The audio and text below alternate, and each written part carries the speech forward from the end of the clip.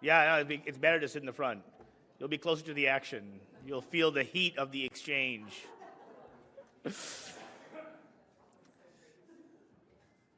Good morning, ladies and gentlemen, and welcome. My name is Khalil Sharif. I'm the Chief Executive Officer of Aga Khan Foundation Canada, and it is a great delight to welcome you this morning to the delegation of the Ismaili Imamate for this morning's conversation. We gather here on the traditional lands of the Algonquin people, and because I know there's some non-Canadians who are with us today, in fact, one of our guests of honor is a non-Canadian, I just recall that the Algonquin people met for centuries at this point here, which is the meeting of the Three Rivers here in Ottawa. And this was a place traditionally of congregation, of cultural exchange, of commerce, but an exchange also of ideas and relationships.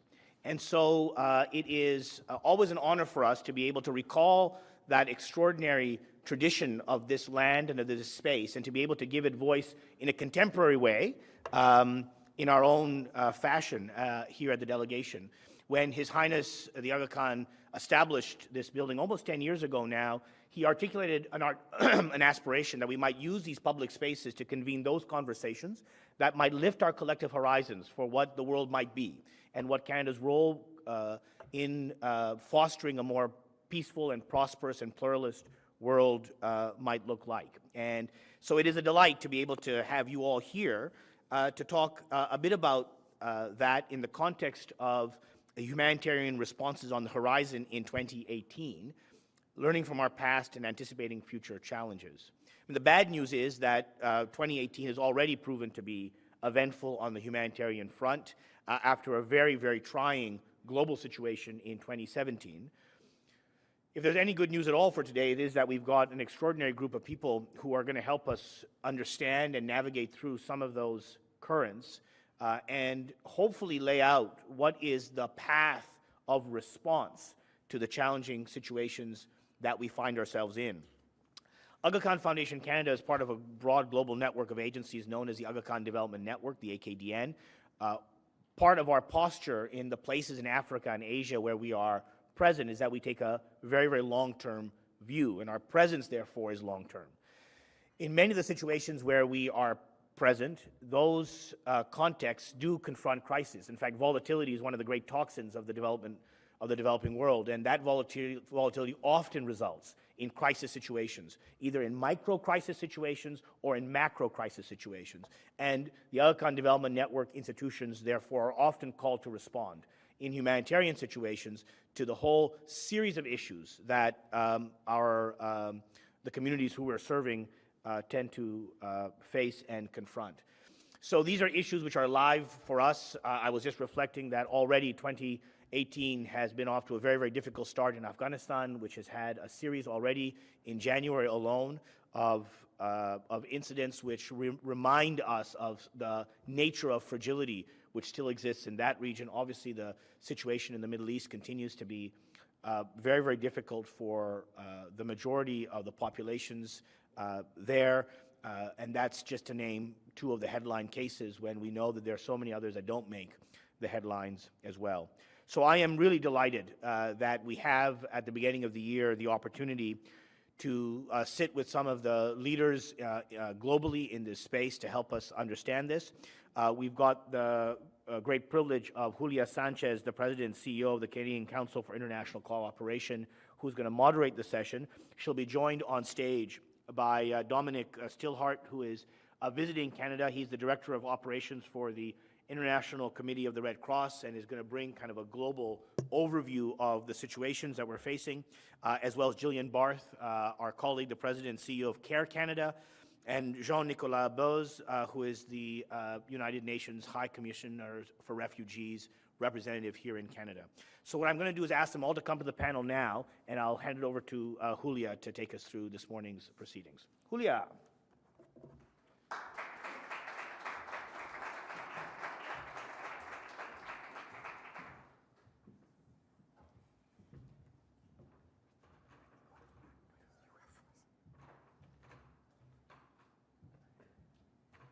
Okay, is my mic on?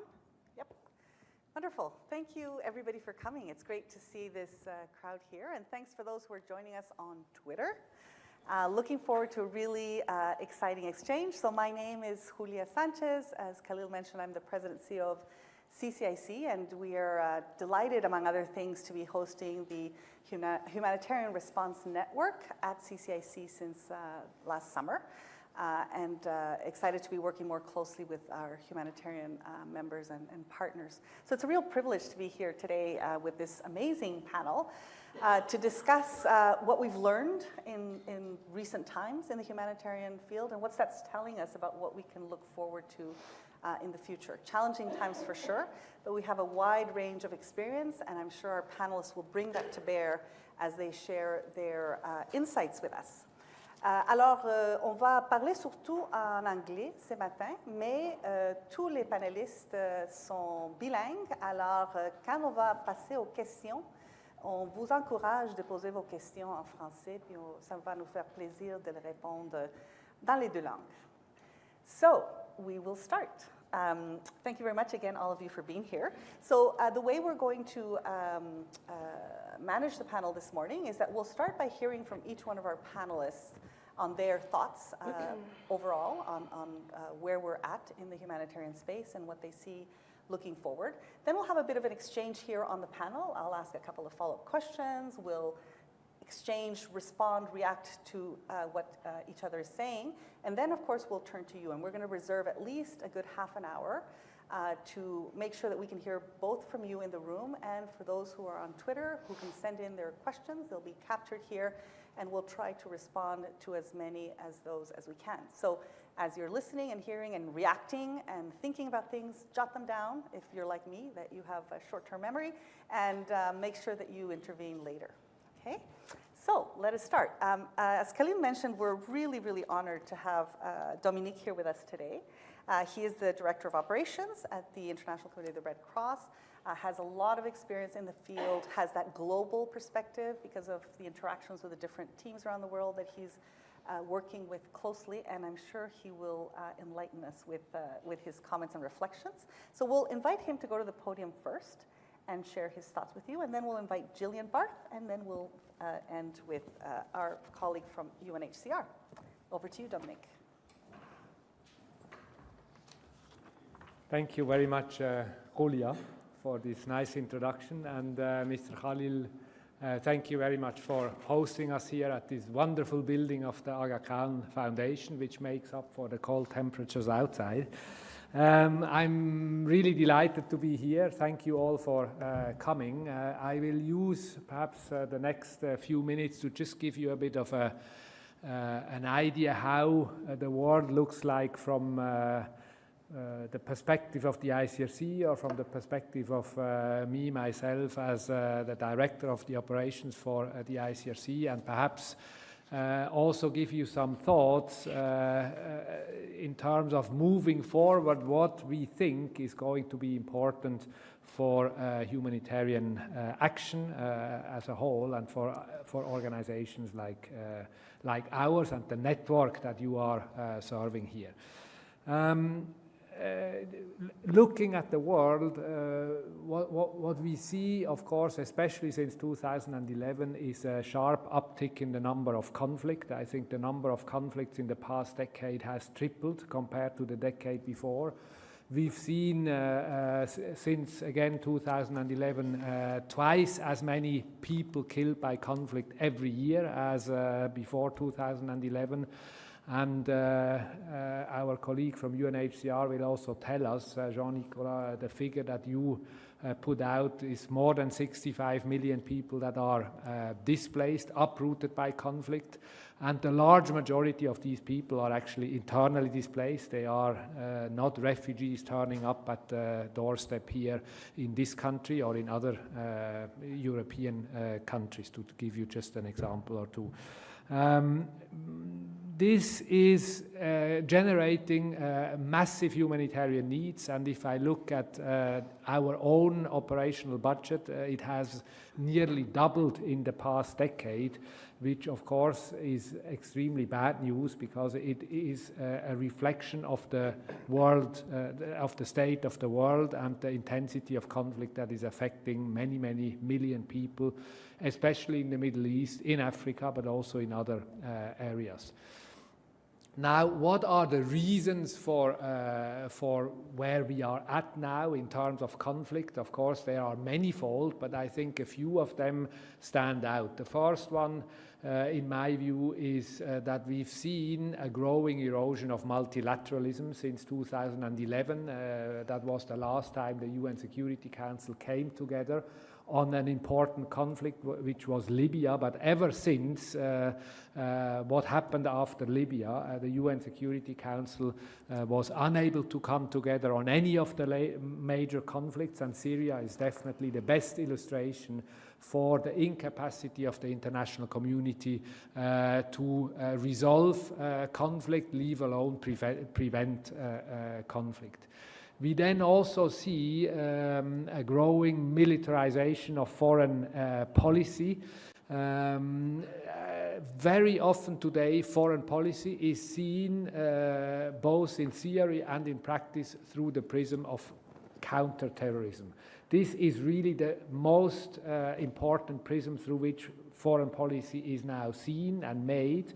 And this, over time, has led to a more permissive environment for the use of force. And this is really something that we see not just in the Middle East, where states are labeling non-state armed groups as terrorists and therefore take license to treat them as such. We of course also see on the other side of that same equation these very non-state armed groups that are gleefully violating international humanitarian law. And that is one of the reasons why we see growing needs in many, growing humanitarian needs in many of the contexts in which we are operating.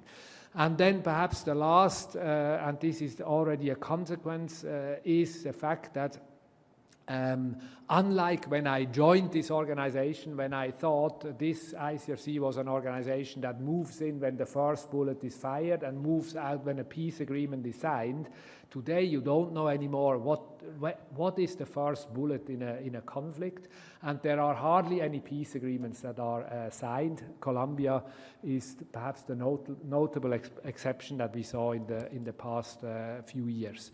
And this is leading to increasingly protracted conflict. Protracted conflict today is the new norm.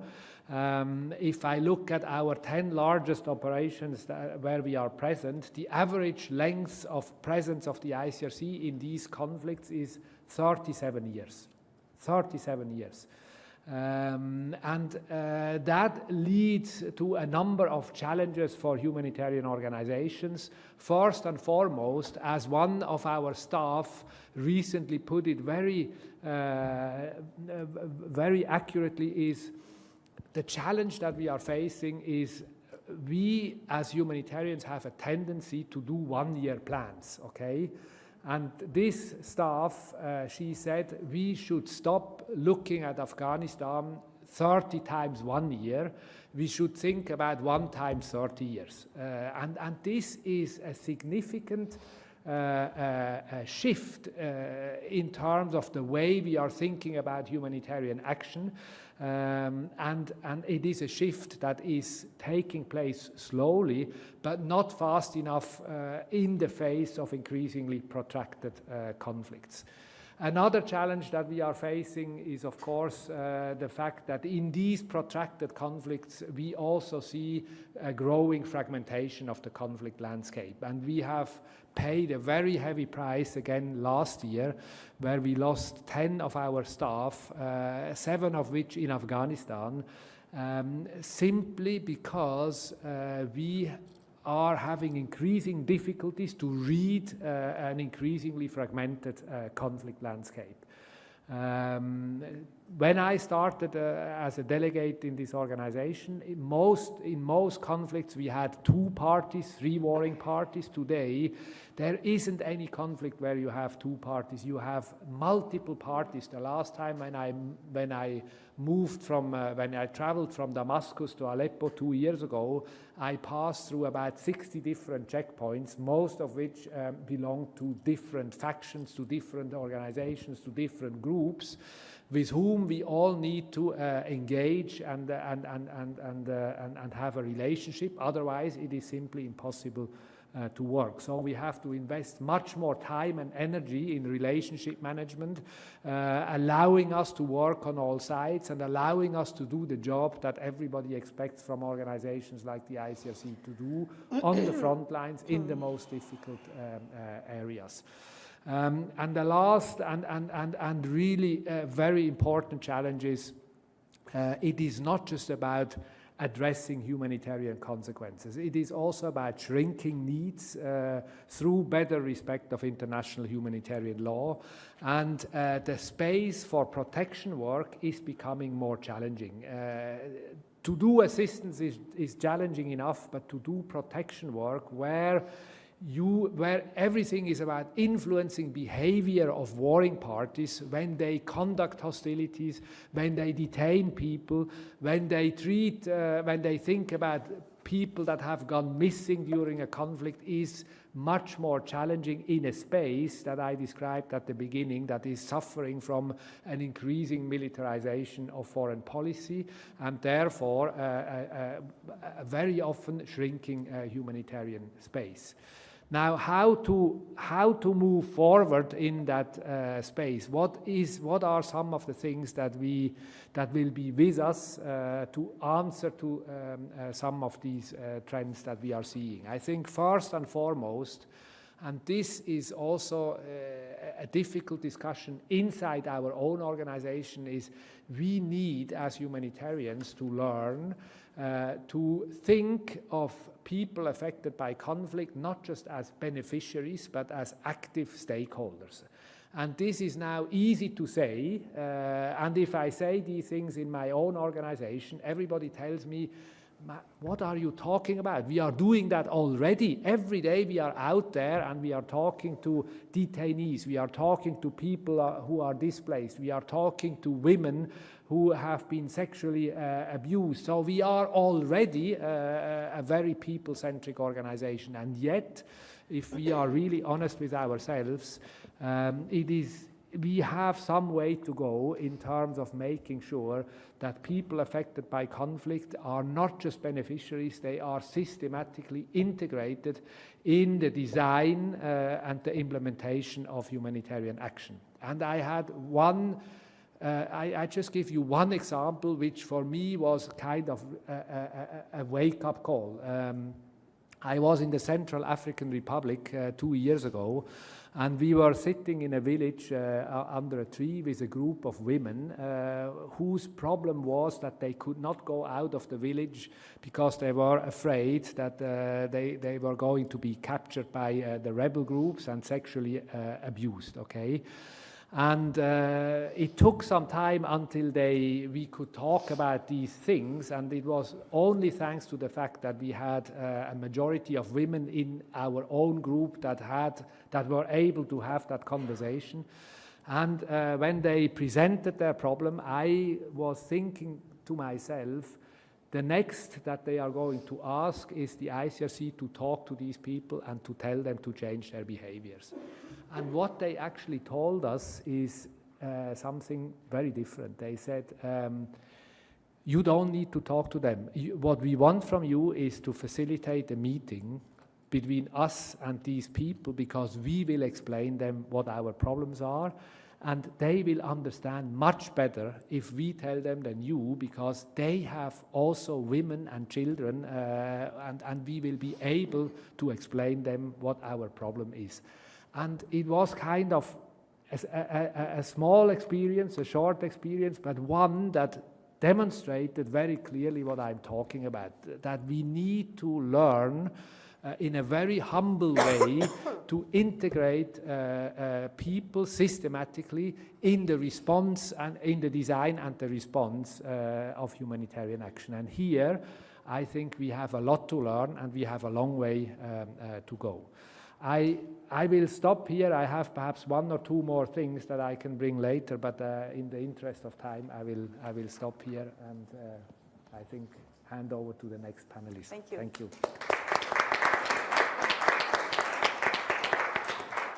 Thank you very much. And so now we will hear from Gillian. Gillian Barth, the President and CEO of CARE Canada. Thank you. So good morning, everyone. Thanks so much for coming out on this cold day. My talk is going to focus a little bit on the traditional work of CARE over the years and how it sort of moved into this new humanitarian nexus. And more specifically, I'm going to focus on some of the gender equality work that CARE does and the importance of that in both our humanitarian and our development work. I think you'll hear a little bit of similar themes from what Dominique had indicated, which is a good sign because it means we're all on the same page. So many of you know that CARE came into existence after World War II.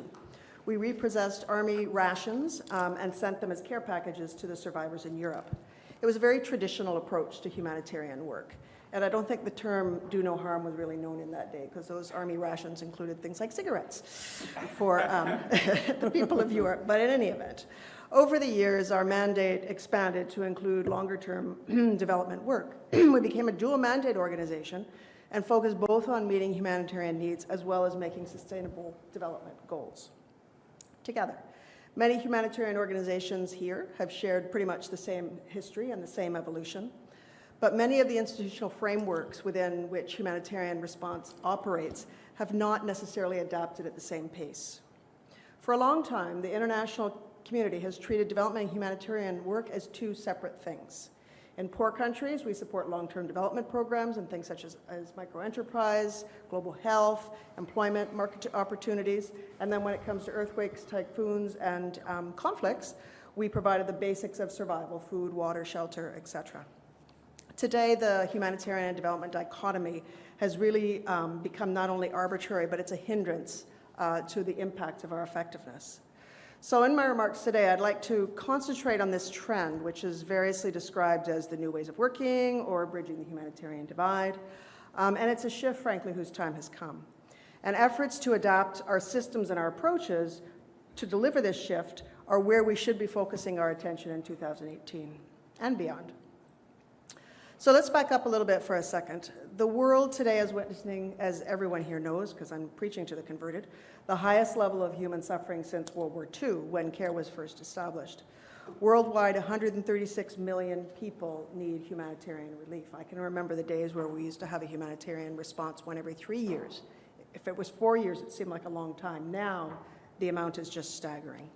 That's almost 4 times the entire population of Canada. Okay, so you can imagine 4 times the population of Canada needing humanitarian need.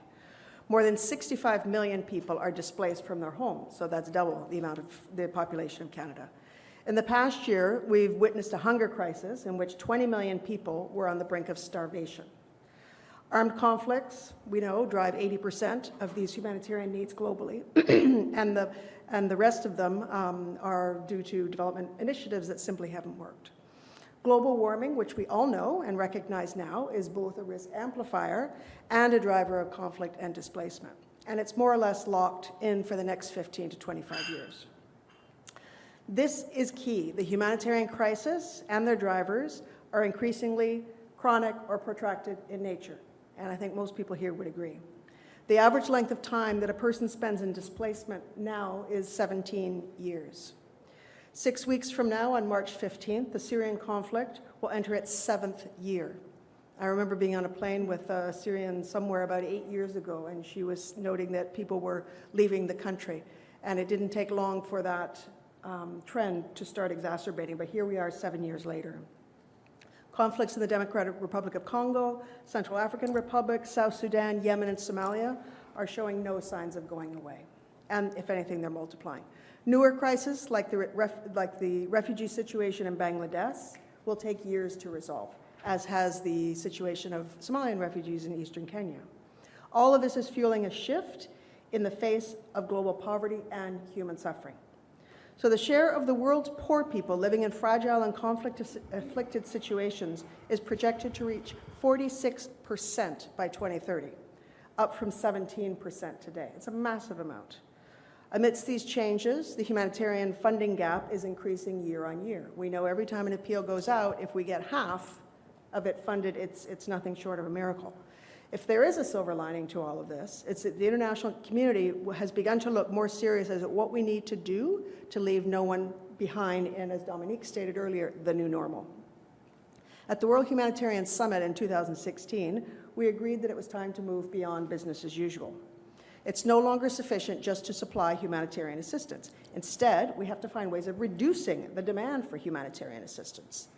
The shift towards new ways of working is really about placing people at the center, similar to what Dominique was saying. We need to work with communities to prepare for and mitigate the impact of disasters. We need to partner with local groups to provide immediate assistance when an emergency hits. 96% of all emergencies are handled by local staff within the countries that we're working in, but we have to make sure that that partnership is solid, and we have to make sure that those partnerships equip those organizations with what they need. And then working with the affected communities to help them after the disaster has passed. So take, for example, CARE's work with Syrian refugees in Jordan. As the war has dragged on, the needs, of course, have escalated, but they've also evolved. Families that a few years ago were desperate for emergency relief are now looking for help to build a life. They've had to transplant into another country. They need to build a new life for themselves. So CARE's urban refugees in Jordan, which serve vulnerable Syrians and Jordanians together, had to adapt their approach. Distribution of household items, winter clothes, and cash grants to newly arrived refugees is now complemented with longer-term interventions, such as Community Savings and Loans Association, something that we've done traditionally in a long-term development context, vocational training, and negotiations with the Jordanian authorities to give them the right to work. Contrary to perceptions, it's possible and essential to do development in Syria itself.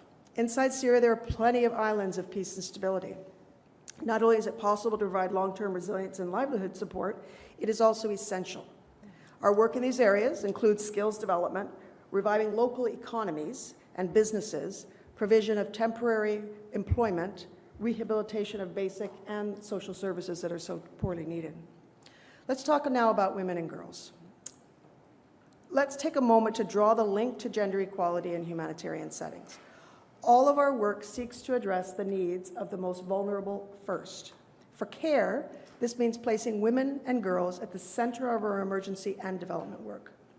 This too is critical in the way we think about the new ways of working in the humanitarian context. Gender has long been regarded as a secondary consideration in emergency response. In our experience, understanding and responding to the differing needs of men, women, and boys and girls are absolutely essential for an effective response.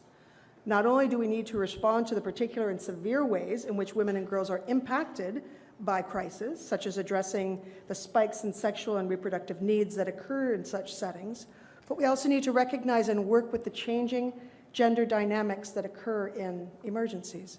Going back to the example of displaced Syrians, some of the only work for these populations is available for women, and that's cleaning homes and cooking. For the first time in their lives, Syrian women have become primary breadwinners of their households. They're embracing new roles and new responsibilities in society while men, if they've survived the war, are at home taking care of domestic duties. The whole power dynamic has shifted. These types of gender shifts represent an opportunity to change long-standing gender norms. Women's access to economic opportunities and social status helps shift perceptions of women's empowerment within families, within host communities, and globally. They've gone from being a burden to being an opportunity. Working with men and boys in this context is also absolutely essential to change attitudes, behaviors, so that gains in gender equality can be sustained and supported by the men and boys once the crisis is over. Just in conclusion, the shift towards more integrated humanitarian development work is actually not that new. In fact, it's been our thinking since the 1950s, when organizations like CARE, Oxfam, and even Save the Children evolved into what we call dual mandate organizations. The humanitarian development nexus has been a long time coming, but the reality of multiple protracted crises and the dwindling humanitarian funding means that its time has come. We all have a role to play when we're ushering this in. Humanitarian organizations need to undertake stronger analysis of the internal humanitarian divide within our own organizations. This is something CARE did a couple of years ago. We looked long and hard at the sort of separate pillar we had between humanitarian and development, and we thought it's time to bridge that gap now. Sorry, just lost my spot. That's the problem with having an iPad. Purposeful change actually requires active engagement with staff on both the global and the local level on how to build complementarity between relief and development approaches. Donors need to adopt to new ways of delivering more flexible and long-term funding. Funding modalities can easily enable or hinder shifts in thinking and working, and aid agencies need to be able to pivot between humanitarian and development operations as the context and as the needs change. Global Affairs Canada is walking the talk on this front and piloting multi-year humanitarian funding with longer-term goals and a greater focus on partnerships. Bravo, this is a really, really positive change. Governments around the world also need to embrace greater accountability to the people that we are meant to serve, those affected by the conflict, climate change, and living in fragile states.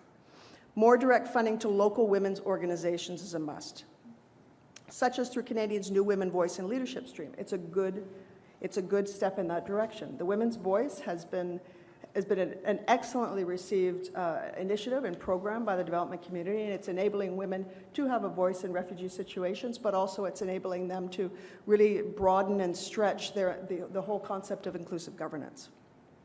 And so in 2018, we'd like to see some of these shifts bear fruit. But I'd like to end with a little bit of a call to action, because you can't have a speech without a call to action. Above all, tackling conflict and forced displacement requires political will. Reversing climate change and inequality, which are the roots of instability, also requires political will. Political will requires citizen engagement. Just last week, CARE published our annual Suffering in Silence report. This report identifies the 10 most underreported humanitarian crises in 2017.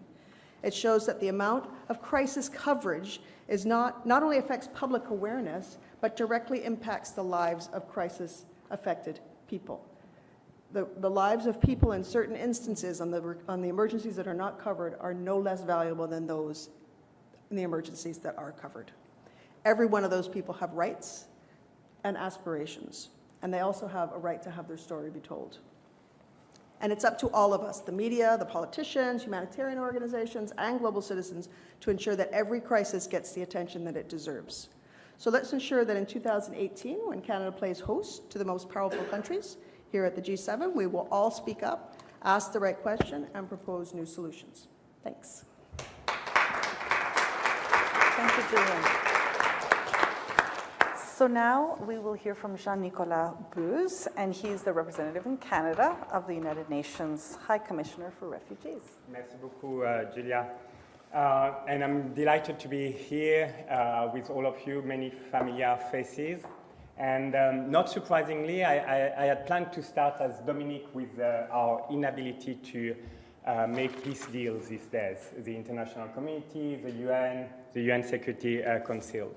It's important for when we speak about displacement, because not only not making a peace deal means that we cannot prevent the loss of civilian life, we cannot prevent the displacement of population who are fleeing those conflicts, but we cannot find solution for this displacement, because internally displaced or refugees cannot go back home, which is always their preferred solution and also the international community preferred solution. So there's really a vicious circle here in lack of capacity, political capacity, willingness to make peace, which prevent us to prevent the displacement and prevent us of finding solution for the displaced. As far as forcible displacement is concerned, as Dominic mentioned, we have seen record high level of displacement, 65 million, and with the Rohingya crisis, probably 66, with what's happening in DRC these days, probably 67, as we speak. So 23 million are refugees, 44 or 43 million are internally displaced. And here again, there's been a lot of attention to the refugees and a little bit less on the internally displaced. And it's not for me to draw the conclusion, but we can see that the efforts on refugees is really driven by the Western world, the rich world, not willing to accept that people are arriving at their border to find safety. Of course, where the internally displaced people are mainly in Africa, still in Colombia, in Latin America, in Asia, and it's a bit of less of a risk for the rich world to have those population displaced back home.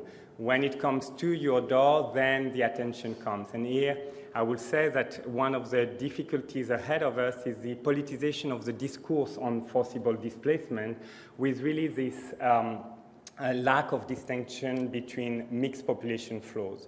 We all agree that migrants deserve to be treated humanely, they have rights, but there's a distinct category within those mixed population. It's the refugees, those who cannot return home, not because they will face poverty and difficult situation, which we need to address from a development point of view, but really because they will face arbitrary detention, torture, summary execution. And this distinction, because of the political environment in which we work these days, is more and more being lost. Lost by donors, lost by the media, and lost by the general public, which means that the protection space that we have in the frontline countries, but also in the rich world, Europe and North America, is it's shrinking. It's shrinking because people are being forced by the media, by the way the politicians are reporting about those issues, are conflating different groups of people without realizing that there is a distinction in terms of forcible displacement, and it's one for which my organization is mandated to provide protection. I wanted to, and this politicization of the discourse on humanitarian work is reflected in the way we receive our funding. And I wanted to go back to Gillian's point that there is a growing divide between the funding that the humanitarian actors receive and the needs that we see, because the population are growing, because it's protracted crisis, people have less and less their own resources, it's difficult for them to find livelihood opportunities in displacement. I mean, you know all that. But what I wanted to just flag a few issues. The first one is where we receive our money and the regional disparities. The Syria-Iraq crisis, and I'm taking my organization, but I'm sure it's the same for CARE. ICRC has different ways of getting their funding, but for us who rely really on institutional funding from government and from the public, I think we all face the same consequences. When we ask for money for Syria or Iraq crisis, for the response in Lebanon and Jordan, we get 60% of the money. When we ask for sub-Saharan Africa, we get 30% if we are lucky. If we ask the same for the same population, which is facing the same rape, the same killing, the same torture in Latin America, we get less than 20%. I think those numbers are important because they show, and again, it's not for me to draw the conclusion, where the world is putting its attention. If I look back at the best funded operation for UNHCR last year, we have among the four first, Libya and the Mediterranean Sea. Shall I draw a point on the map why we have gotten so much funding for those two situations? Surprisingly, Yemen, but I think there has been a lot of attention from the media and attention from the United Nations on the famine, the complex situation unfolding in Yemen. But the fourth one is Bangladesh. And Bangladesh is obviously because of the picture that we all saw on the media. Now, if we look at the least funded, guess what? Central African Republic, which is probably the one always at the bottom. Why? Because no picture, because far away from the countries I was pointing at the map when I was referring to Libya and the Mediterranean Sea. Then Burundi, completely forgotten crisis, and the north of Central America, so the El Salvador, Guatemala, I'm missing one, Honduras, and the implication it has on Mexico and further north. I think it's important to look at those regional disparities because human rights are for all, protection of civilians are for all, solution for displacement are for all, but in reality they are not. Because of this growing gap, we are more and more forced to find efficient ways to deliver services to the population affected. And one of the things I wanted to touch upon is the use of cash. Cash has been seen now as very much the solution for everything. It empowers people, it gives money to the local economy, and we all agree with that. Having said that, if you give a rape survivor cash, but there is no psychologist and no prophylaxis for after rape, you may have all the cash you have in your pocket. It won't help you with anything. You will not be able to have access to the services. And I wanted to this audience to draw the attention of being careful about cash. Yes, it's part of the solution, but it's not the solution. Another point about how we are forced to make difficult choices. I was in Lebanon, as some of you know before, with UNHCR, and at some point I realized that we had more money to put 400,000 Syrian children in public school in Lebanon, with question about the outcome of the education that they were receiving, that we had money to feed and give potable water to 1.2 million people in Central African Republic. So there was more money for education of children than to give water to 3 times more people in the Central African Republic. It's really big question on how we humanitarians are being forced to make choices or to engage into certain interventions which are not necessarily our choices, and a prioritization of the needs as we have been called by the donor to be needs-based intervention. I wanted to go back to one point that Gillian mentioned, which is, and that Dominique also mentioned. Of course, we all need to put at the center of our intervention the population affected. In the case of displacement, it's not only the person displaced, but also the host communities. Let's not forget that the overwhelming majority of refugees or internally displaced are hosted by the poorest of the communities in the countries where they find safety. Northern Uganda, in Lebanon, for example, the highest concentration of refugees were in the poorest part, the north and the Bekaa Valley, the poorest part of the country. So we need to engage them. But one of the things on looking forward, which big question in how we are going to bridge what Gillian referred to as a development humanitarian nexus. I think we need to very much engage with development actors, look at the long-term views. As Dominique was mentioning, we plan for 1 year. Development actors plan for 5 or 10 years. Government plan for 10 years. We have difficulties for many of us to change the way we think about our intervention. But when we look even further at how do we engage with financial institutions like the World Bank, like the Regional Development Bank, who are the one driving the development discourse and driving the outcome of the development investment, how do we engage with them? Because we are really speaking completely different languages, and it's very difficult for them to understand us and for us to understand them. We may not have the same objective. We may not have the same concept in mind. And finally, one of the things I think we should really think further is the private sector. I think the private sector, we speak a lot about it in terms of solution, in terms of providing livelihood opportunities for displaced population, in terms of helping on basic services like health and education when the public institutions are not able to deliver those services. But it begs also certain questions about why the private sector will be interested. Is it just to do some publicity about their corporate social responsibility, or is it really, and what we would like, because they have realized that there's a potential among the displaced population to contribute to the local economy, and that they can build on those populations who, unfortunately, will stay for a long time in these countries.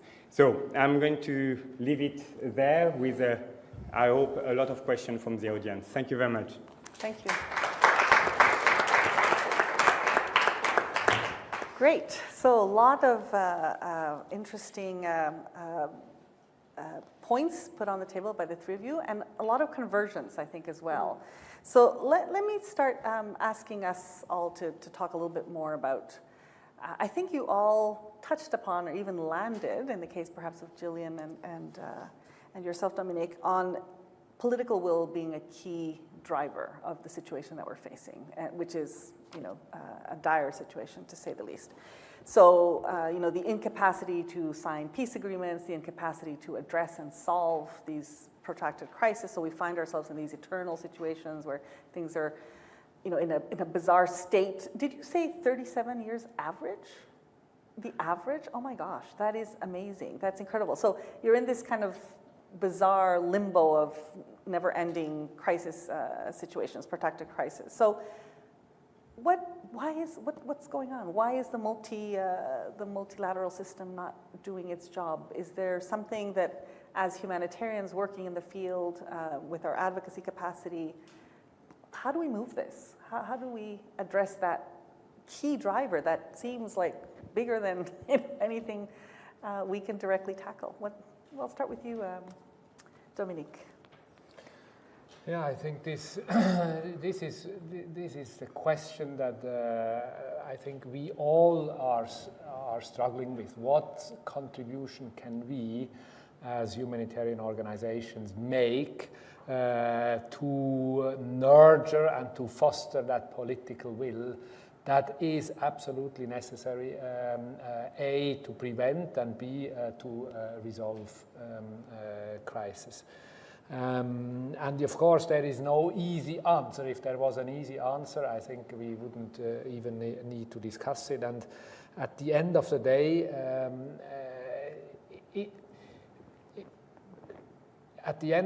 diplomacy has to be given a chance. And where we as humanitarians can possibly support diplomacy is also through our networks and through our relationships that we have across both state and non-state states and non-state armed groups, and bring perhaps the notion of humanity back to the decision makers' parameters. I said in my introduction, one of the challenges that we are facing today, and my colleagues here on the panel also referred to it, is the fact that today foreign policy is really very much focused on security, on counterterrorism, and on the other hand on containment. And the Sahel is a perfect example for the kind of misguided policies whereby the entire focus is on security on one hand, fighting terrorism, and on the other hand about containing migrants. And where we possibly can play a role is to demonstrate and to show that these sort of policies eventually work against the very security interests that the states are trying to defend. Because what it does, these sort of policies, they simply further exacerbate the feeling of disenfranchisement, of marginalization, and disenfranchisement of the populations, of the most marginalized populations in these areas. And we have to make a better job, I think, as organizations that have feet on the ground in these contexts, to bring evidence to the table that show that these policies, they don't work if they are not part of a larger policy framework that is looking at poverty reduction, that is looking at all these issues that were mentioned here, including climate pressures and so on and so forth. And I really think we have to do a better job there, over and above just appealing to the humanitarian consciousness of diplomats and policymakers. And making the case for why this is in everybody's best interest.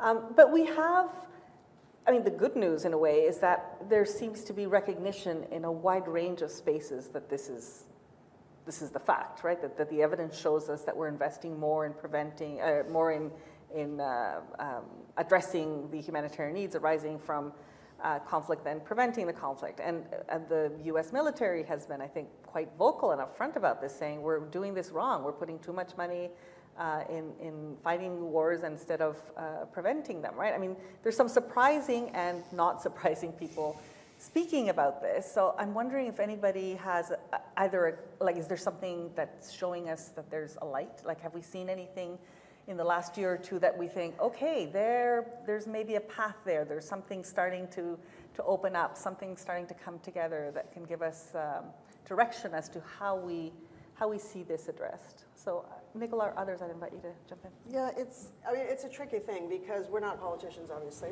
although thankfully our role has evolved to the point where we are using the experience that we have of having boots on the ground to be able to feed into some of the policy discussions, and increasingly, at least our government here in Canada is looking to civil society, international civil society, to provide some input and information to help them mold and shape some of their policies as well.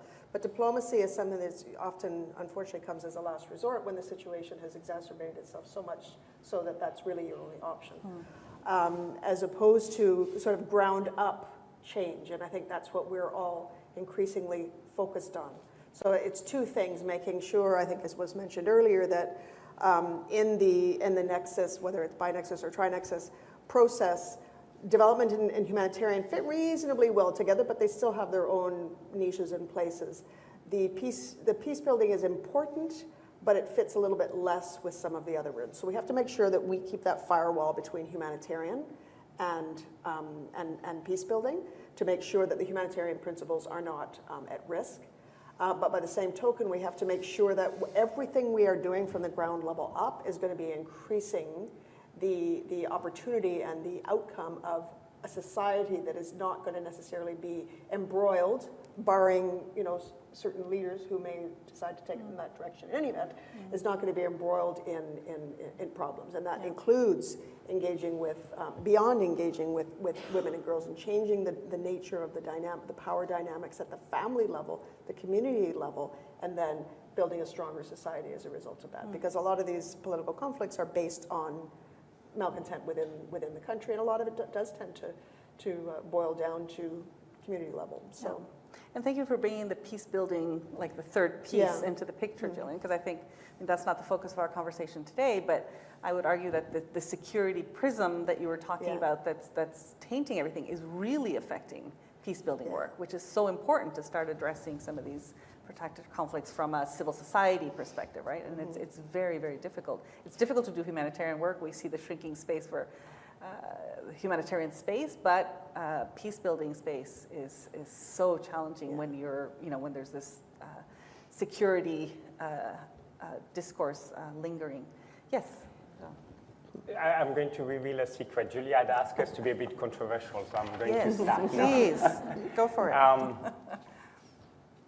I wonder whether indeed there's better and wider recognition of the fact that we need to do business differently. You were saying that the US military is recognizing that investing in the war is not necessarily the right thing and prevention will be more important. I think in this respect, we really speak to ourselves in a bubble. Because if you look at the polls of public opinion, and which is driving the politician, and the political discourse drives the foreign policies, and there's a cycle here. I'm really not sure that if we were going out on Ottawa Street or in Geneva, or even in Geneva, people will have the same views as what you reflected. I think they will go back to the terrorism, the containment, the why do we need to accept those people who are coming to steal our jobs, to bring new cultural values. There has been this discussion, even in a country like Canada, surprisingly, for me at least, which is a multi-ethnic country, people have been questioning what is the Canadian values. So I'm not entirely sure that we have been successful in communicating really to the wider public, to the base, what is needed to change the way we are addressing humanitarian needs, human rights situation, and so on. Okay. No, excellent point, and that ça interpelle les gens ici dans la salle, for sure. That's part of the work that we need to be doing as civil society groups. Since you mentioned the new way of working, the Humanitarian Summit, Jillian, you referred to that in your remarks. So we're almost 2 years on. Let's talk about some of the lessons. How far are we since that moment? What progress are we seeing on the ground around some of these big commitments that were made of really doing things differently, of walking away from business as usual and working more with the people at the center, with more participatory approaches, the whole localization agenda. Where are we at? The UN Secretary General speech at the African Union, I think yesterday, where he was marking this and saying, okay, 2 years on, we've made this commitment. We need to do this. We need to bridge that divide between humanitarian and development. So do you see any progress, anything that we can build on in the coming year? Jillian? Yeah, I'm seeing lots of progress in the disaster risk reduction that we're doing and the adaptation that we're doing, whether it's different farming methods, whether it's better anticipation of weather, whether it's lots of different methodologies that we're doing. I'm seeing a definite change in that. Mm-hmm. We are also seeing a change in the number and the nature of the actors which are coming now to the table. Mm-hmm. I think a few years ago it would have been unimaginable for us to have the World Bank coming to Lebanon and trying to see what is the socioeconomic profile of the refugees in Lebanon, to try to devise policies, helping the government of Lebanon to devise policies and that's a word that the Lebanese authorities will never use, but locally, somewhat economically integrate. The work which has been done in the economic free zone in northern of Jordan, with the support of the World Bank, the work which is being done now around Dadaab, again, by the World Bank to invest into both the refugees but also the host communities to create some employment, to create some opportunities. So that has completely radically changed in terms of who is at the table. Now, again, as I was mentioning, is whether we are coming to the table with the same intention and with the same understanding of what are the needs and how we can address them. Is the World Bank and the private sector so mindful of the gender specificities of the response, of looking at elderly or person with disabilities the same way that we humanitarians have been used to work? They may see more the return on investment rather than the possibility to help people through economic opportunities. Absolutely. We had the CEO of the World Bank as our guest speaker at the CCAC annual conference last fall, and she was very interested in talking, not in the plenary, but on having side conversations, exploring this. And so the interest of the World Bank of talking about the divide and how to move that agenda forward was new indeed. So that is very interesting. Well, I think much has been said. I also think we are in a space where at least the discussions are changing, and there is positive development in the sense of having more people around the table and different people around the table. I'm not sure whether this is because of the Humanitarian Summit or because of the realization of the likes of the World Bank, that actually it is these conflicts and these fragile contexts that are driving global and that are driving regional and global insecurity and are having not just human costs but have significant economic costs and are today the main impediment for reaching first the Millennium Development Goal and now the Sustainable Development Goals. So definitely a space that is changing and where all of a sudden you have people around the table that are not the usual suspects. Now, I think we really need to be careful also. You, Jean-Nicolas, you refer to the bubble, that we are not just talking in our own administrative bubbles. And I have sometimes the impression that this nexus discussion is a very sterile discussion between two bureaucracies. One is the development bureaucracy and the other one is the humanitarian bureaucracy, and then you add a little bit World Bank and private sector into the mix. But what is really important is if you are, and you talked about the Central African Republic, you talked about people affected by violence in the Northern Triangle in the Americas, or any of the people that we are dealing with, at the end of the day, they do not care where the water is coming from, whether a development actor or a humanitarian actor is going to pay for it or doing it. So we need to really make sure, what I said already before, that we are looking at this, we are going about this discussion from the perspective of the people who are affected by conflict, and not through the perspective of our own bureaucracy and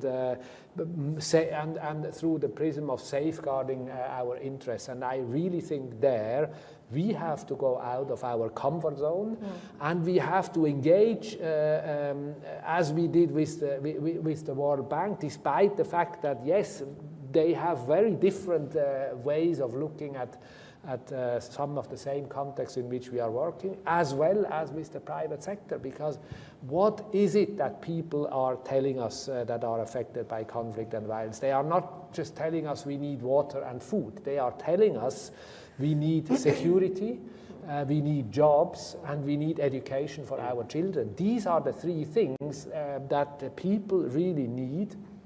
Once, like, the most urgent needs are covered, and if you want to address these needs, it is only going to happen through better collaboration, not just within our own bubble and within our own sector, but with other sectors, among which development, private sector, and so on and so forth. And there is a long way to go for us to learn how to collaborate for better humanitarian outcomes. Go ahead, John. And just to jump on that, as humanitarian, it will be important to uphold certain standards and to put the red lines for those partners who are coming to work with us. I mean, it's a dialogue, and we need to also understand where they are coming from. But I'm going to make an analogy. In the past, I used to work on detention and prison. And there was some discussion about the fact that the public institution could not put resources into the prisons sufficient. So the conditions were deplorable, including in my country, in France, all over the world.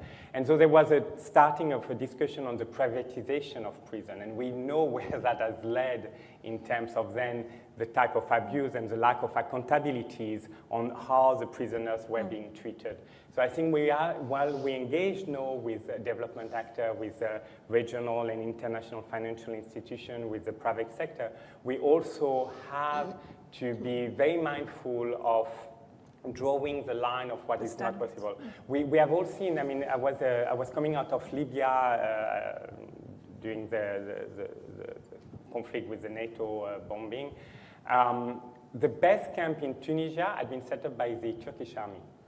They had done, on the Tunisian side, they had done a fantastic job in the blink of an eye that the UN, the NGOs would have dreamed of. And so at that time, there was all the kind of discussion, should we get the Turkish army to respond to the crisis, including, why not, in Libya? Just two examples to say, if we need to engage, this is the way forward, but let's also be not completely naive about Absolutely. the implication of having opened the door to other actors. Absolutely. You've touched, all of you, I think, have touched on, the fact that from different angles, so the Humanitarian Summit, the SDG agenda, we're talking about, leaving no one behind, focusing on the most marginalized.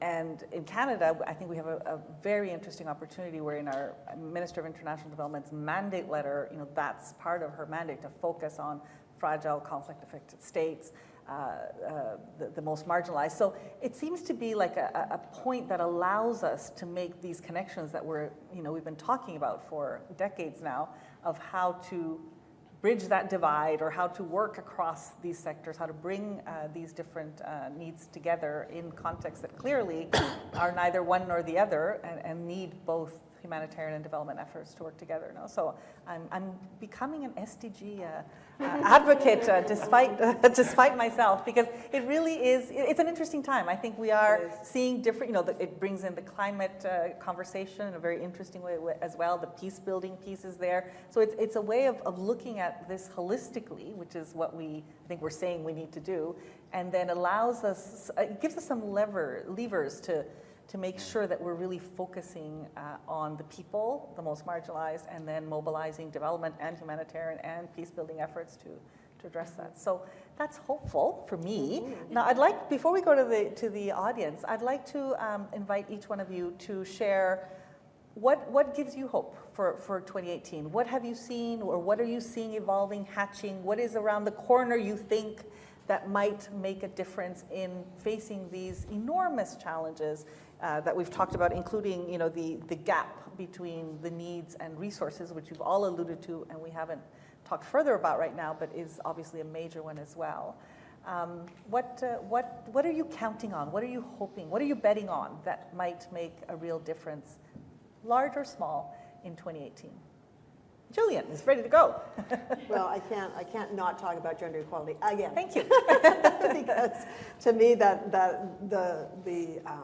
the profile, if you want to call it that we have now reached with the deep and honest understanding that marginalization is all about gender equality. Yep. Whether it's humanitarian, whether it's development, whether it's whatever, that is where it's at. So what I'm heartened at is not only our own government leading the way, but other governments also counteracting those governments that are not inclined to think in that view, because we've seen clear and plain evidence that if women have the opportunity to be empowered, they can take on roles that traditionally they have not been doing before in certain contexts, and they can hugely increase the benefit for their communities as For a whole. everybody, yeah. So that definitely. The fact that we're now going more towards localization of aid, and we're having the opportunity to work with local organizations, particularly women's organizations that really are really well suited to be able to help crack that nut. But also recognizing, hopefully there's a recognition that it's not just a matter of shifting funding from one to the other. It's a matter of making sure that those agencies have the capacity and have the ability for training and have the ability for being able to take some risks and being able to do some experimentation and to take the time that they need to build, the strong civil societies that we've been able to build in our own countries. Great. So two things give you hope. The fact that women are recognized at the center, not only from a needs perspective, but from being key actors in finding solutions, instrumental in finding solutions. And then the drive to work with our local partners in bigger and better ways and to let them lead on the ground. Great. Can I go to you? I'm going to contradict myself. Okay. He's having a debate with himself. No, I did ask him to be provocative, so thank you. No, I said earlier on that I was not sure that we were going beyond our bubbles in terms of convincing the public, the larger public, about looking at those issues, humanitarian, human rights issues, in a different way. By saying that I think what has happened, especially here in North America, with the movement from grassroots organizations, the population, to defend certain values against certain policies or against certain negative rhetorics by politicians and the media is what is giving me hope. Because in terms of the refugee protection, the protection space which is shrinking, we have seen fantastic initiative really at the grassroots level from villages. Let's take the example here of Canada to bring back the discussion. The fact that at Lacolle border in Quebec, there were a larger number of people crossing irregularly from the US to claim asylum in Canada. And there was a lot of rhetoric. There was La Meute and I don't know which alt-right groups from Quebec demonstrating.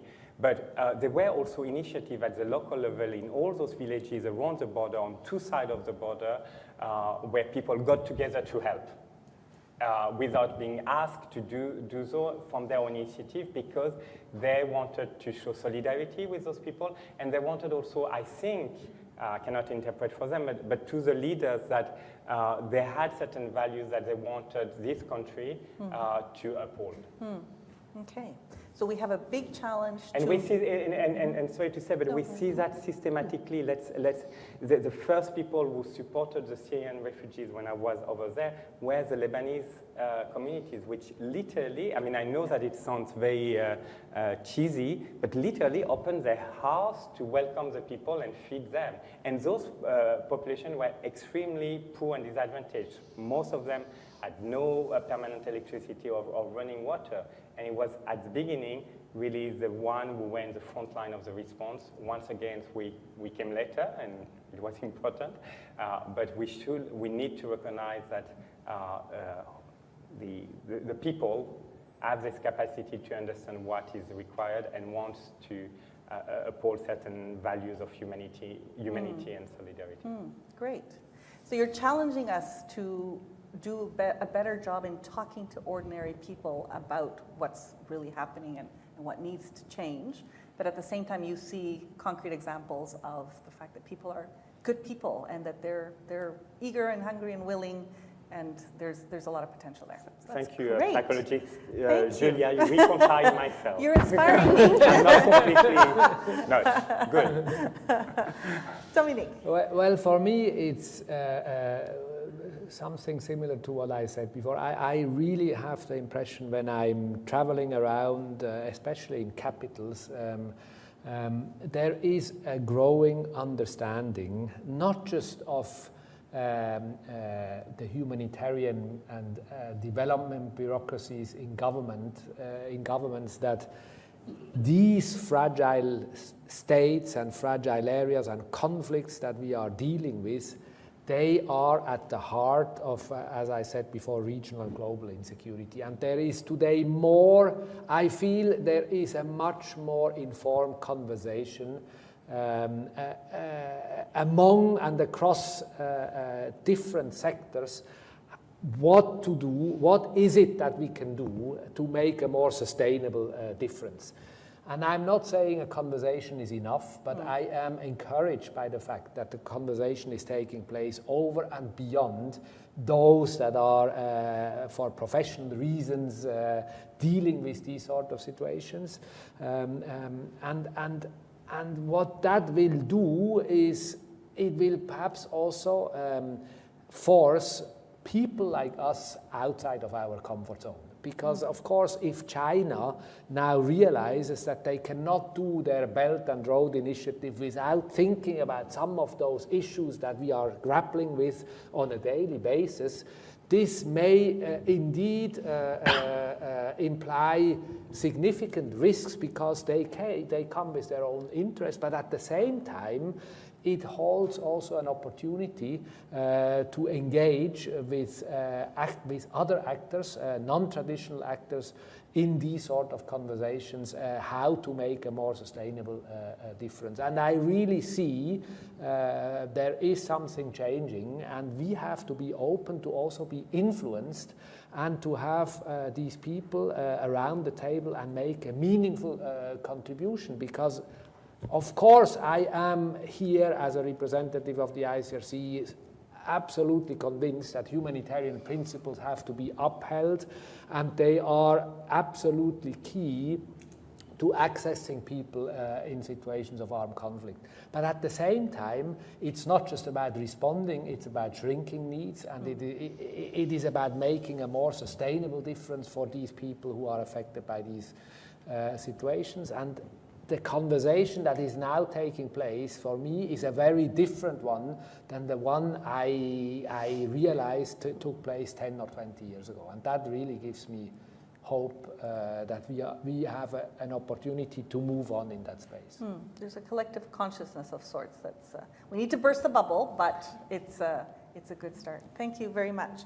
Okay, so let's turn to the floor. You guys have all been quietly and patiently listening to us gab away, so let's hear from you. I would love to take a couple of comments or questions and then come back to the panel. So if you could raise your hand. We have 2, 3. I have 3 guys. Yay, 1 woman. Thank you. Okay, great. So why don't we take those 4 first, and then we'll come back to the floor at least 1 more time.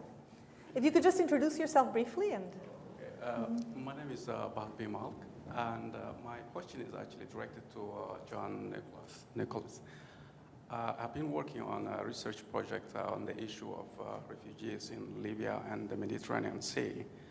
And one of the disturbing developments there is that because of the steps taken by the European community to fund the Libyan government, or semi-government rather, to stop refugees, now the militia has the upper hand to capture, detain, and torture, and whatever unimaginable cruelty to refugees. And as you previously mentioned, most of the refugees cannot be deported back home or cannot be forcibly repatriated to their country of origin for obvious reasons. And so what happened to those refugees who were captured in Libya and in the Mediterranean Sea? What is the end goal here? Okay, and what is the role of UNHCR in securing their protection and security of the refugees? Thank you. okay, thank you very much for that question. Over here. This gentleman, right there. Yep. Thank you. Good morning. My name is Ted. I have 3 questions, if I may. I'd like to hear more about localization. What are the obstacles that we're actually facing, and what are the opportunities that could be exploited? And the second thing is the nexus of emergency relief, development, but another dimension that has not been addressed is prevention. How do we mobilize the resources for prevention of involuntary migration, for example? And then the mention of political will. How do we mobilize civil society? You know, the late Margaret Mead was known for saying that never doubt that a small group of concerned citizens can change the world. Indeed, it's the only thing that ever has. And I think that's an area that has great opportunities. Thank you. Thank you very much. In the front row right here. I'm going to go to you first, and then we're going to go to you. We're just doing a little mixing. Great. Sharanya from the Canadian Red Cross. So this question is maybe to Dominic and Jean-Nicolas about forcible displacement. So it's an exhausting conversation because in Canada, as you rightfully pointed, that even though this is a very diverse country, you can still ask people on the street what they think, and it will be negative. People will say, I don't want any more refugees, or there's too many. And even with Lacolle, even though it was a small amount, it was enough to freak people out. And it was enough to scare them into the fact that there are hordes of people coming. So I guess my question is, what is the solution to really change the public tide? We have tried some campaigns to highlight the positive contributions of refugees. But what happens is it only takes one crime by a migrant or a person who looks like a migrant to change the entire narrative, so that those positive examples somehow fade or are seen as exceptional, and the crimes are seen as the norm. And what is interesting in Canada is you hear this perspective even from immigrants themselves. So I am from an immigrant community from India, and my own community has said, I don't want those refugees here. So now you are talking about people themselves who've experienced this. And I agree with you that there are good people, but what is it? Do we need to highlight more positive examples? How do we actually tackle xenophobia so that it causes change at a policy level? Okay, and one more. Hello, I'm Stefan with the Canadian Red Cross. I only have one question. I would like to go back to a theme that came in all three presentations, the disparity of resources between neglected crises and those that are not so neglected. And my question is, in your opinions, where should we invest our effort into reducing that gap? What is the audience to which we should advocate for more principled investments in between different types of crises? Great. Great set of questions. So the first question was directly directed to you. So why don't you start, Jean-Nicolas? So I'm happy also to have the discussion later on, but what we have been doing is trying to, we have an agreement with the Libyan authorities to go into those detention places and remove people's, to transfer them actually to Niger, who has accepted to be a transit country. And from there, we are doing resettlement to different countries. The Italians, the French, the Swiss have taken a number of those people and that was the condition for the Libyan authorities, but also for the Niger authorities, that the people will not stay in either of the countries. We are working, obviously, with Canada to see whether, which has a long tradition in terms of resettlement, whether they can contribute to this effort. There's a number of people who have already been relocated to European countries directly out of the jails, the detention places in Libya. But I can take it further with you. Great. So we had questions about localization, prevention. What about prevention? The political will question. How do we change that public tide of resistance resistance to refugees? And then the disparity in the funding, not between the needs and the resources necessarily, but where those resources are going, right, in the neglected crises. So jump in. I don't think we'll do them in order, but if you want to, Jillian, if you want to tackle a couple of those. Sure. On the localization obstacles, I think there are a few, and I think I mentioned a little bit of them, or I touched on a little bit of them earlier. In some cases, it's not for lack of will, it's not for lack of existence of local partners to be working with. In some cases, it's capacity. In some cases, it's being able to identify or secure funding to be able to build that capacity. In other cases, it's frankly just our getting used to a way of working and having to learn how to work differently. In some cases, as I mentioned, you may need to take risks. In some cases, you may not may not be able to dot your T's and cross your I's the way you would in a typically direct implementation type of environment. So there are a number of those different types of things, but I don't think it's hurdles that we can not overcome. I mean, I've seen huge advancements over the last while, and certainly organizations like CARE, we are absolutely committed to be moving in that direction. So, and we're examining all of our different processes, the way we approach things, to be able to allow us to do that. So those are just a few of the things. In terms of prevention, again, climate change is a huge one.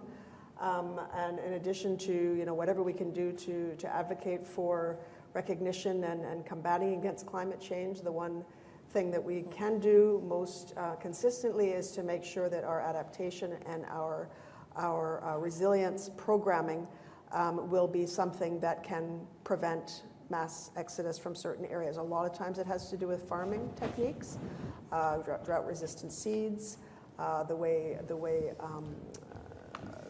farming practices are evolving and changing. In some cases, it has to do with using nature for what it was supposed to be for, planting mangroves in Vietnam to be able to withstand the force of hurricanes or tornadoes, typhoons. And in other cases, it's working with women in the Sahel, for instance, who would normally be completely and totally destitute, but implementing things such as women village savings and loan initiatives, such that they can actually earn, save, and start building their own small businesses that will enable them to stay. So any of the sort of adaptation and prevention programs that we can do, and that's one of our specialties as NGOs, we can certainly do. In terms of that public opinion here in Canada, that's a tricky one. And frankly, I'd rather be combating that here in Canada than I would be south of the border, where it's trickier. It's even trickier. Yeah, and I think all of us as certainly NGOs in the NGO community, it behooves us to make sure that message is being sent very wide and very clear. We should all be including that in our public representation of the type of work that we do, the type of people that we're working with, and the benefits to Canadian society to be able to have the talent that we bring in on a regular basis to build a much more diverse community. Can I jump in on that, Gillian? Sorry. Yeah, I was just going to say, and that's where sometimes I feel like I'm in a plastic bubble, because it just astounds me to go out into the street and think, how can you think that? So I think it's just a matter of critical mass, trying to talk about it as much as we possibly can, engaging the media as much as possible. You know, some people, is one thing that I've learned, if some people have a certain mindset and you're not going to change it regardless. So move on and try to work with those that do have the ability to have a bit more flexibility in their thinking. Jump in. No, just to jump on that, I think we have been trying a lot to describe the successful stories, the economic integration, get evidence for that. And as you said, societies are always divided. One third will never come to your point, one third is already convinced, and it's the middle. I think what we have also to do is to humanize the discussion. There's a point where simply saying refugees are bringing some skills, some cultural addition and contribute to the local economy, fine, but can we just say also those people need to be protected because they are human beings like you and me? I think I had often this discussion. I used to work with UNICEF before and with UNHCR. We had this discussion of always presenting the positive story. But there's a point where we need to remind people that they come because they are rape survivors. And perhaps among the audience, including those who have mixed views, there is perhaps a rape survivor herself who will empathize with this situation. And I'm taking the most extreme case, but we can look at, I'm a single mother with 3 kids. My husband died. I have cancer. I have leukemia. I don't know, whatever. I think we need also to acknowledge that we have been perhaps too obsessed with trying to find evidence-based advocacy and not speaking human-to-human, heart-to-heart. So we need to find this balance between positive story and reminding that those people are in need. I just wanted to add to what both of you had said. I think we need to do a little bit more work, and I'm not, up to speed on what our polling data is for Canadians and their response to humanitarian. We know Canadians give. And they give, they're generous when there's humanitarian crises that capture their attention. So if the media is talking about it, they will give. So what is triggering that? Is it because they're thinking, oh, this is good for Canada? It's not, actually. So we've done extensive polling at CCIC recently, not on the response to the humanitarian crisis of refugees and migrants, but around being more a generous country, increasing our contributions to global development. And interestingly, we tested the message which we're told by government is, they're always talking about we have to spend every, penny well, we're accountable to the taxpayers, and we need to show that there's a return for Canada. Actually, Canadians don't care about that. And that was a really important finding for us. So when we're talking to Canadians, we don't need to make the case that this will be good for us, that this will generate new markets for Canada in the future to trade with. I mean, these are true, these are all facts, but it's not what moves Canadians to say, yes, why are we not contributing more? Why are we behind the pack and doing this, right? So I think we need to be sure that we're understanding what makes, and I suspect because of the data I've seen on how people respond to international assistance, that Jean-Nicolas is probably right. It's more the heart and just doing the right thing, the humanity, the empathy piece that's going to move people rather than, these people are going to actually be good for our economy. Yeah, maybe, but that's not necessarily what will move them, right? So I think we have to have that data to inform how we're talking about this. And there will be those that we will never be able to get on side and not focus on those. I think it's a really interesting lesson that we've learned. If just, the naysayers, focus on those that you can move to your side. Anyway. Well, maybe I disagree a little bit with you because what strikes me in this whole on this very question where we kind of say there will be always those that will never agree.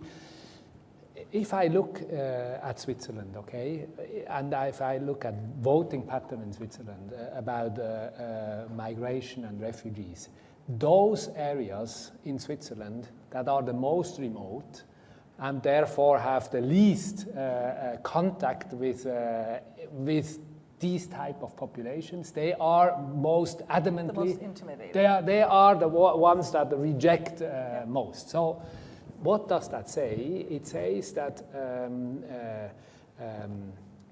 just explaining and messaging is not going to do the trick. What makes a difference in the attitude of people is a personal experience with these people. And I was, Shiranda, you remember last year we had these discussions about how Canada is dealing with the 25,000 refugees that came from Syria, and Canadian families taking Syrian families into their homes for 6 to 12 months, if I understood well.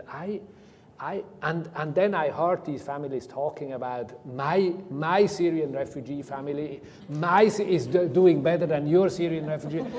So The intention is good.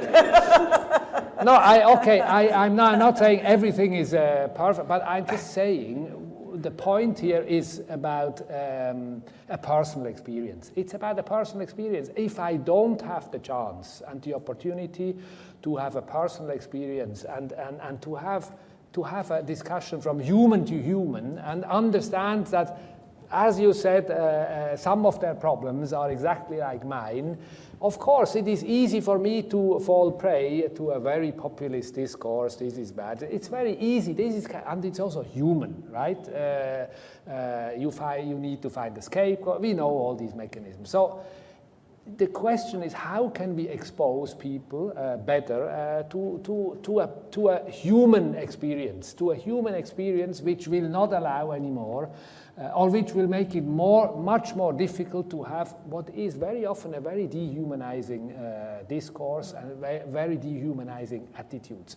If you have that personal experience, it is much more difficult. Now, of course, it is challenging to give 300 million people a personal experience like the one, but maybe there are things that we can do and that can be done in that space, rather than just messaging everything that is good about immigration and refugees, to have a more human experience and a more human exposure for people to understand. Because even in Switzerland, everybody said at the time, we don't want more of these people from the Balkans, but actually those that are in my village, they are fine, they are good, but we don't want more, which is totally contradictory, and it just makes the point that if you have a human experience, it does make a difference. Okay, any other thoughts on the question, perhaps on the disparity of resources or localization, prevention? Just one point on prevention, again, to flag a tricky issue.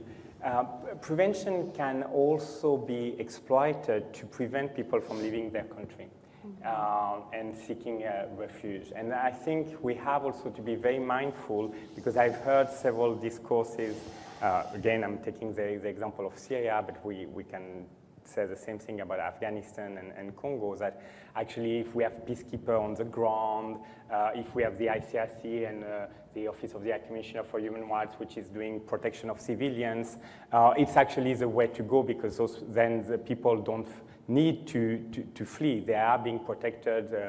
We used to speak about protection by presence or physical presence on the ground. And I think in the whole, we need to invest in prevention for sure. But again, I would like to just flag an issue of concern, is that it has also, because of the politicization of the discourse of foreign policies and the containment elements that Dominic was mentioning, it also leads sometimes to saying we prefer IDPs than refugees. And if all the structure is in place with all those mechanisms on the ground and the monitoring, but more and that we invest in those countries, I mean, you may not know, but 3 years ago already, the response plan for Syria had a whole chapter on development. 3 years ago. There was a chapter on humanitarian needs, but there was a whole chapter on development. And it's right to do it, but it helped also some discourse for some people to say, why so do they need to come to to Lebanon or to Jordan. There is livelihood opportunities back in Damascus, and we are putting hundreds of millions into developing the countries. And there was an attempt of having a semi-peacekeeping operation, I mean, a UN presence which was doing protection of civilians. So just in terms of prevention, we have to be mindful that we need to, again, reserve the space for people who do not feel safe to get out and to be received in proper condition.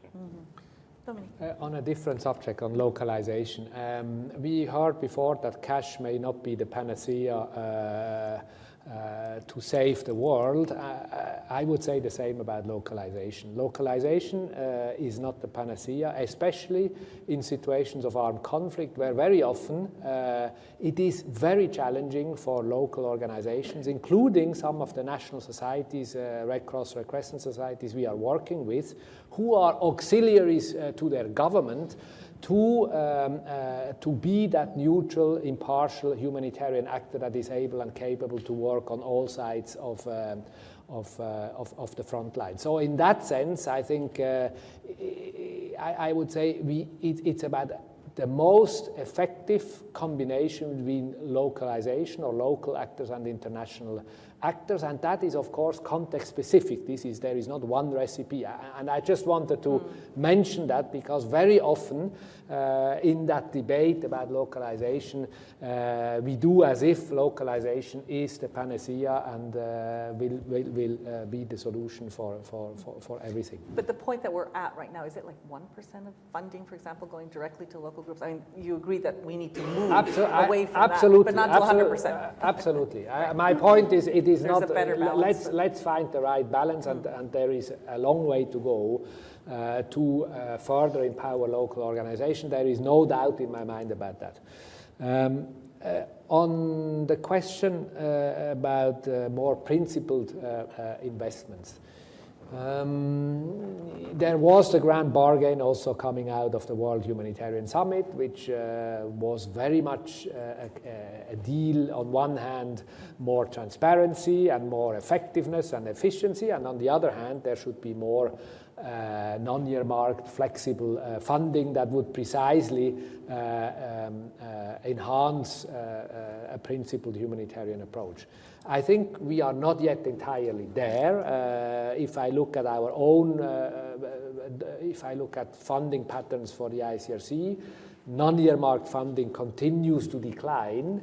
And at the same time, I think it is also up to us to make the case in the most effective way, and to go for innovative, and to go and seek out more innovative funding models. I think it is a fact, unfortunately, that governments in the current space will be more and more under pressure to make funding decisions that are not as principled as perhaps some of the ministries and the humanitarian aid bureaucracies would like it to be.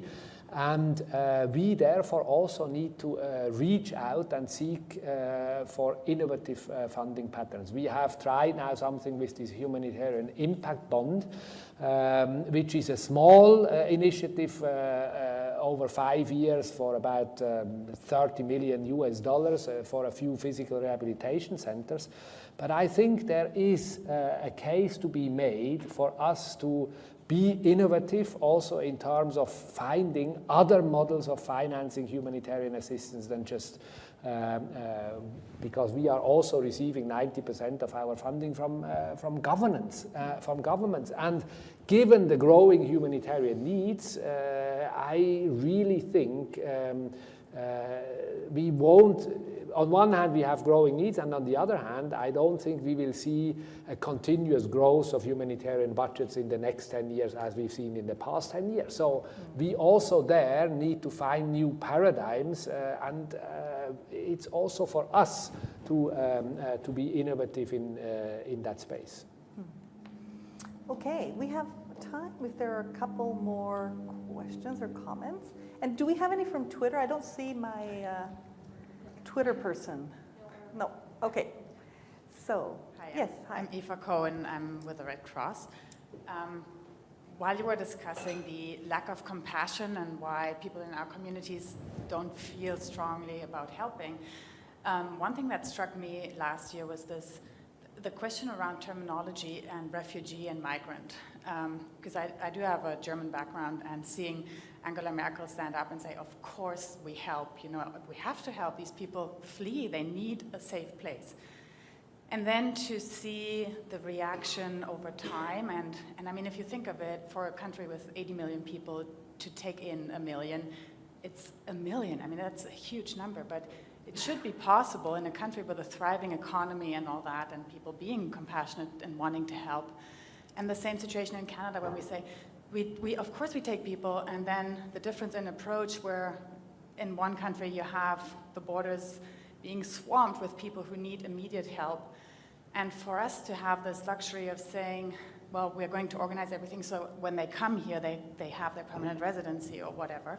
And then to see the reaction, and I think this is the question for me, is how is this related to a refugee, where the first thing I think of is, this is a person who needs help, but not necessarily a migrant. They might want to go back home to their culture, to their lives.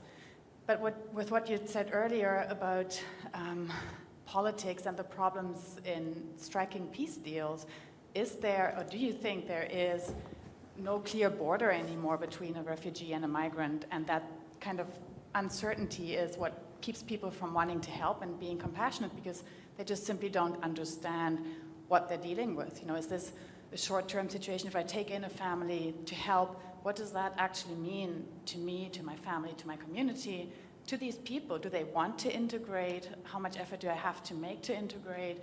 What do they have to make? Or do they actually just want to go back as soon as they can? And when will that be? If everything is so uncertain, what can we do to encourage people to help? Okay, thank you. Here, oh, sorry, go ahead. Yeah. Thank you. Hi, I'm Victoria Hopkins with Oxfam Canada. My question is related to what we see in 2018, so sort of bridging off the last question that was posed. With respect to the Global Compact for Refugee and the Global Compact for Migration, I'd be really interested in hearing from the panel about your perspective. So tomorrow we're going to see publicly the zero draft.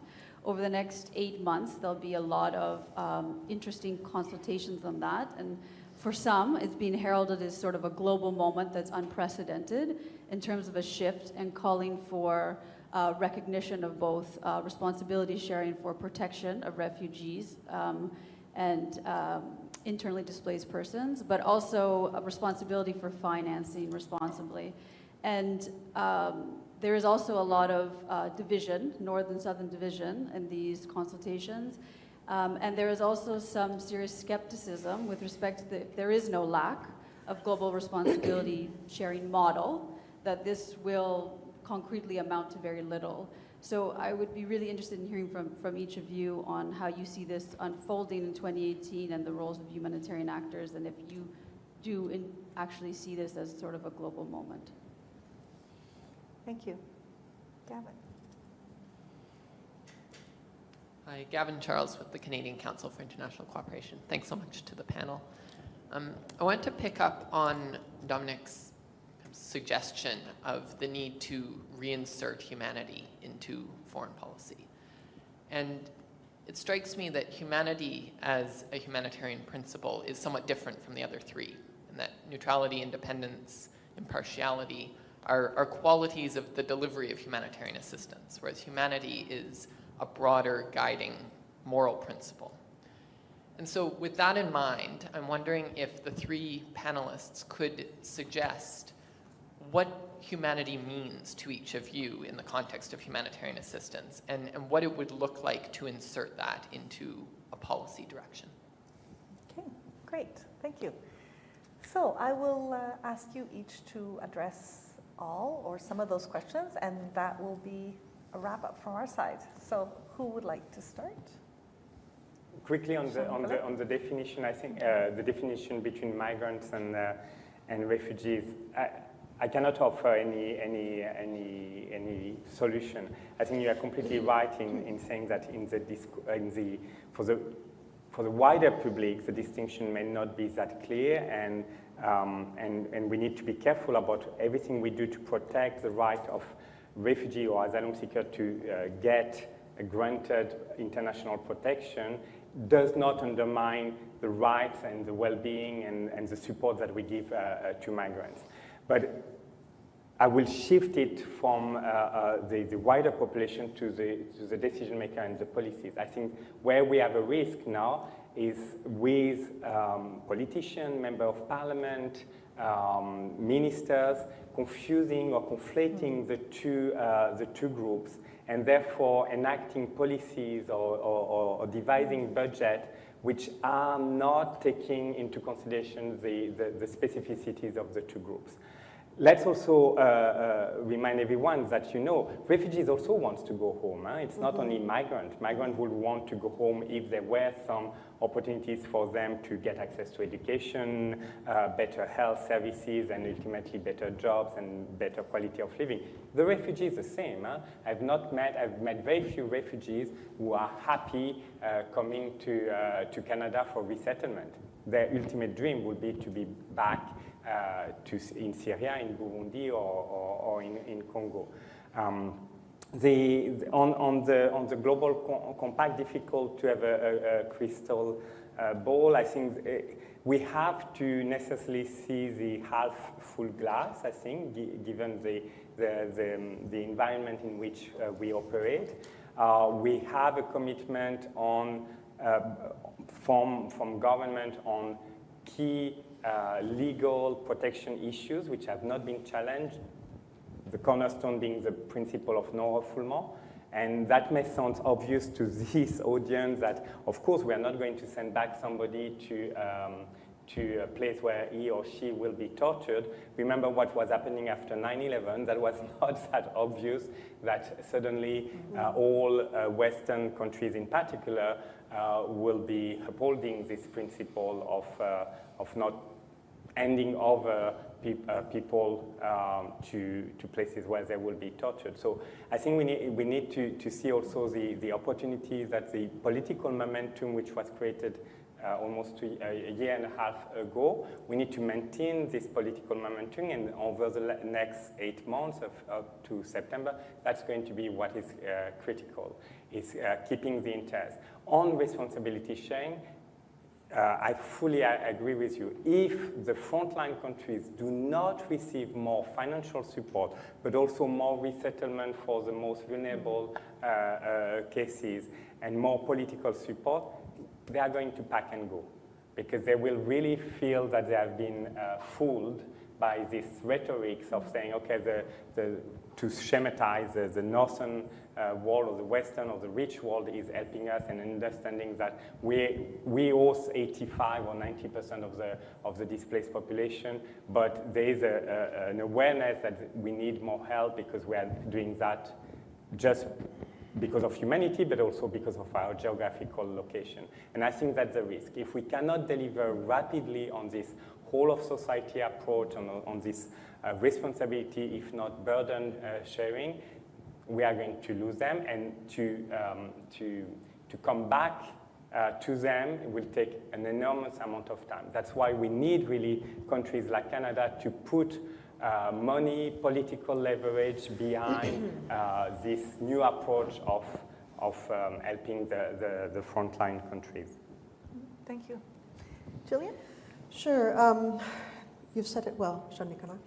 I think I would blend two of those things, the Global Compact for Refugee with the question on what humanity means. And I think, for me, humanity is equivalent to responsibility. As human beings, we are responsible to each other.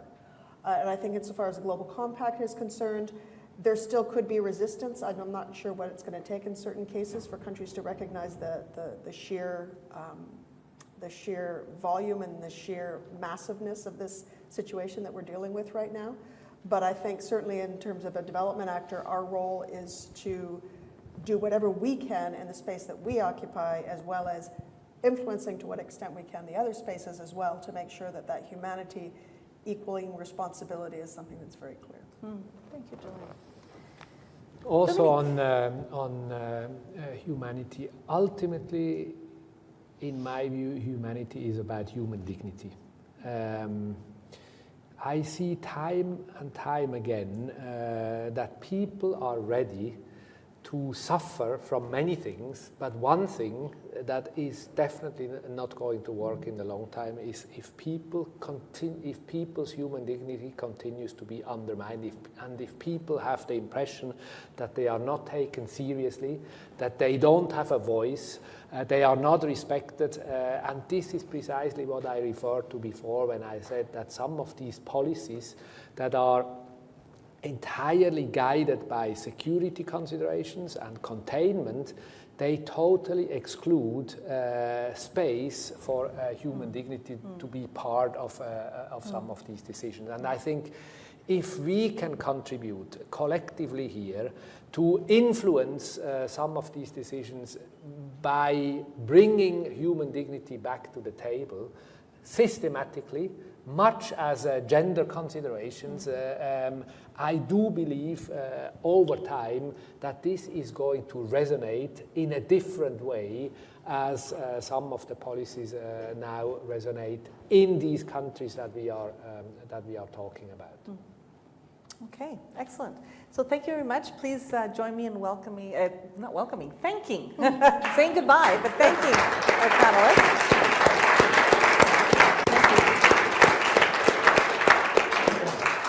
Well, what took the World Humanitarian Summit 2 days and 10,000 participants to cover, you in your pith and insight have been able to navigate through here with us in just 2 hours. And so we are very grateful to our insightful panelists and our characteristically deft moderator, Julia, for helping us think through and explore some of the very serious and challenging questions that the world is facing, but especially those who are confronted with the responsibilities of response in these difficult humanitarian times. So thank you to you all for doing that so well.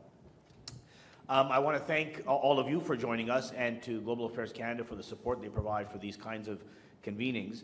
I would also wanted to mention to you that we are, if you have not registered already, going to be gathering here again on February 23rd for a very interesting and important event that we're going to do in partnership with the Lancet and the University of Toronto's Faculty of Medicine.